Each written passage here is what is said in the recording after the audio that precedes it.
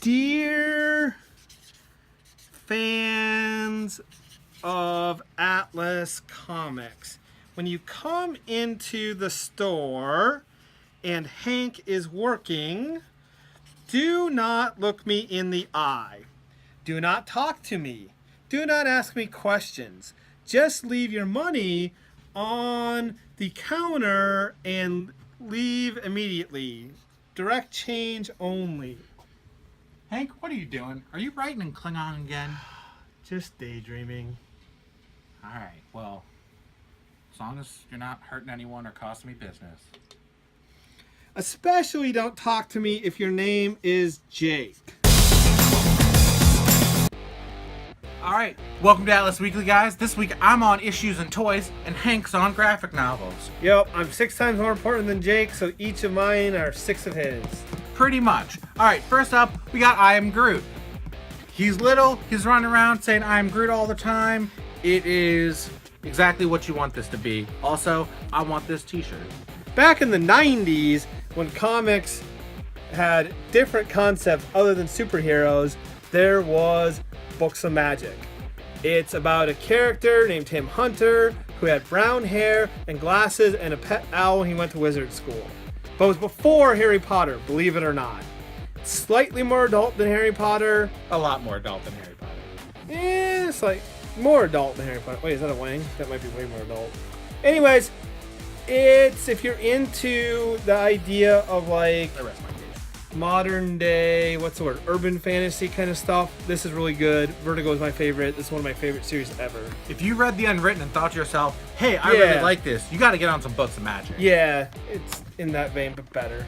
Next up, also from Marvel, we got Venom 150. So the previous series is renumbering, but the bottom line is that Eddie Brock is back. You can jump on here. It's a really awesome oversized issue. They're going to continue with the numbering in the 150s. We got some cool variants. This is a really, really hot book, and it's got some good Eddie Brock, which we have not had in quite some time. Usually I talk about comics, I talk about these books for a long time trying to get you to buy them.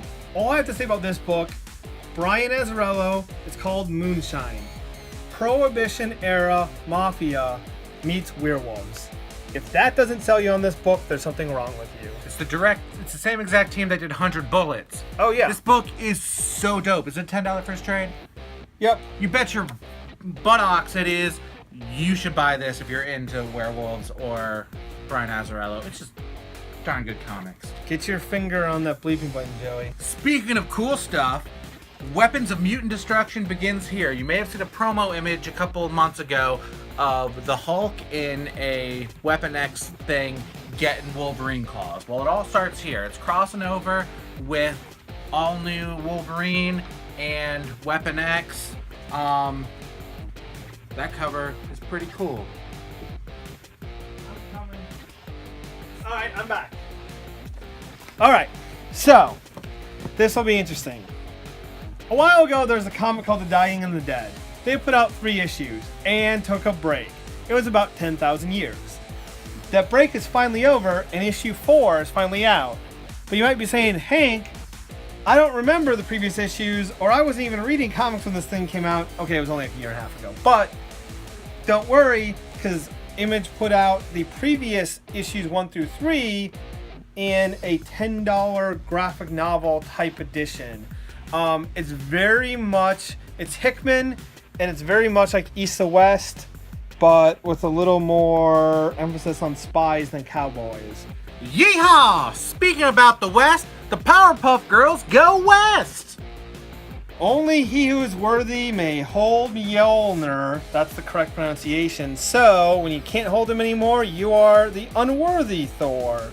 This is the male Thor, also known as Odin's son. If you've been wondering what he's been up to and what weapons he's been swinging, then check this out. This is a good, if you're reading everything Thor, you have to get this. If you haven't read Thor in a while, and you're misogynist, so you refuse to read female Thor because you're dumb, you could also read this.